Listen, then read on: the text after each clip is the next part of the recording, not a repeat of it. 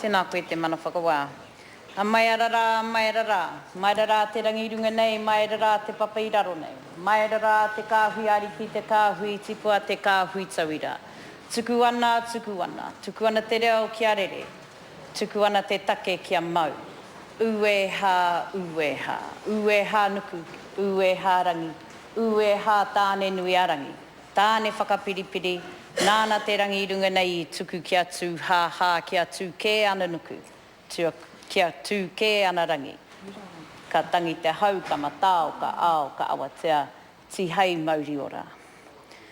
Nei taku mihi mai oha kia koutou katoa. Kia koutou e whakarongo mai ki ngā kōrero e whakawhiti haere ana I roti te whare. Ko koutou tēnā, kua tutuki tēnei, kia tai ki tēnei wā, kia whakarite I te huarahi kei mui a koutou. E te mana whakawā. Each time I listen to the claims, these settlement readings, they always make me a little emotional. I admit that I shed a few tears. I struggled to hold in the pain of loss, the empathy of frustration, also the bubbling and the tenacity of the mango pare that drives us, the drive that makes us more determined to work a little harder, to search a little longer, to push on, to rectify the injustices and the atrocities that have been meted out on our people. It is right and fitting that these bills receive their third reading together. Ngati Koroki and Ngati Haua are linked through geography, adjacent relationship of their rohe, and also through whakapapa. In standing to tautoko this bill, I acknowledge the uri o Ngati Haua kua tai tinana I tēnei wā. Those who have come to this house. We pay tribute to all of those who descend from the eponymous ancestor Haua. Ngāti Te Oro, Ngāti Werewere, Ngāti Wainganui, Ngāti Te Rangi Taupi, Ngāti Rangi Tāwhaki. We draw on their vision, their optimism, and their faith in a future for all their mokopuna to benefit from. Mr. Speaker, I say faith deliberately, because on Monday night I was in a debate with my fellow colleagues from New Zealand First and the Greens discussing the opportunities for Māori representation that emerged from the creation of a Māori ward in Taranaki. I say faith because despite our celebration here today of this final reading of the settlement, from the comments made on Monday night, we need to have some faith because it's obvious to me there is still much to do.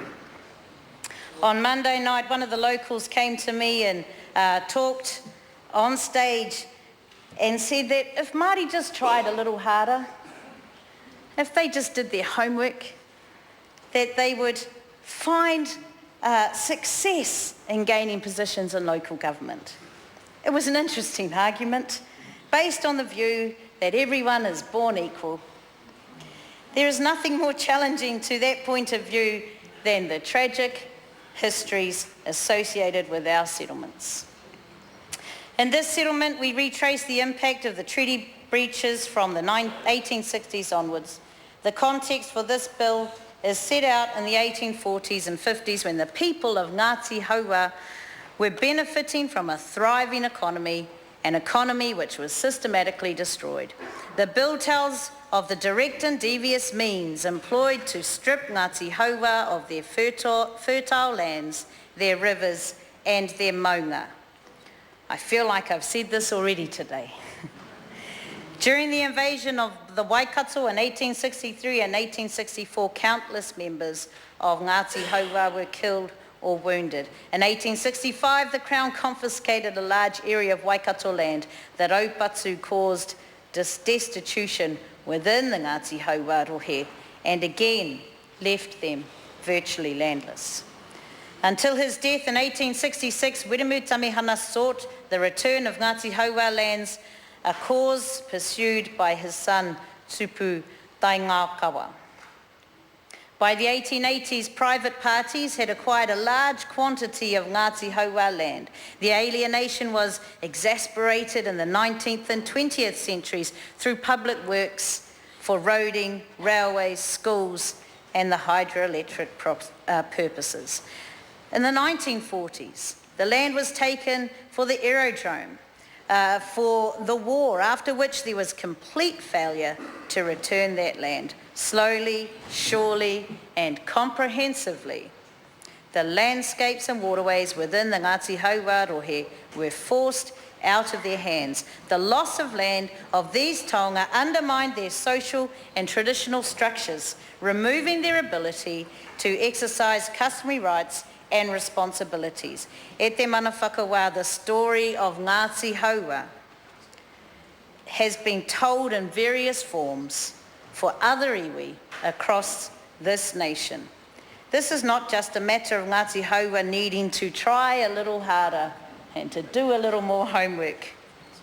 In actual fact, the clear and pragmatic approach that Ngati Haua has brought to their claim is inspirational. Ngati Haua co-lead negotiator Lance Rapana revealed the secret to their success being the ability of your iwi to pull together 100% and move on as one. The concept of kotahitanga is one I am committed to, and Ngati Haua's example is one that again gives me faith. Their hard work and unity, their ongoing pursuit of peace and justice as a iwi whakapono is inspiring, not just to iwi and Waikato and around the country, but to all New Zealanders. The hurdles they have had to jump have been ongoing and massive. Surely we have given, and they have given, more than they were required to give.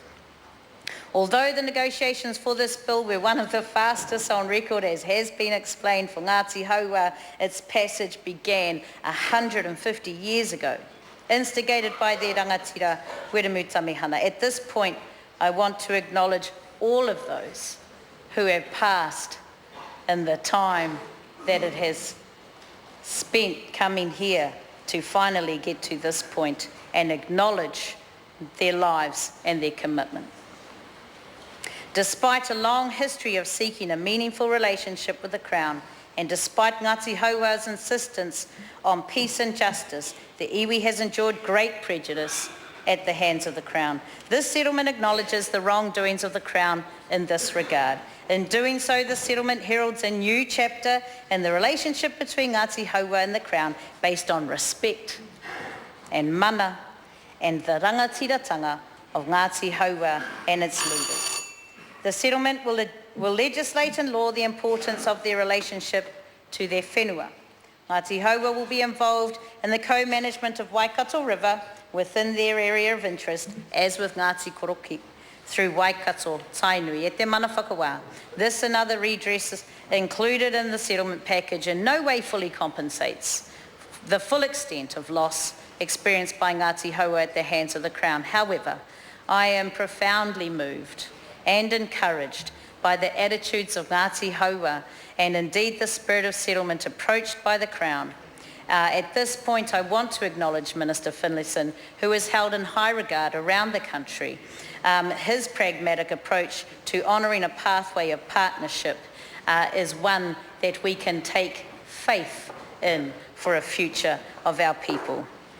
No one could say that the two partners entered into the relationship on an equal basis. The hardship, the suffering and the loss incurred by Ngati Haua has been extreme. Their courage, in moving forward is now on public record. Mr. Speaker, joy, tears and applause greeted the settlement when it was signed in July last year. Today I stand to support the third reading of this bill with the same acclamation and praise. Nō reira, tēnā koutou, tēnā koutou, tēnā koutou katoa.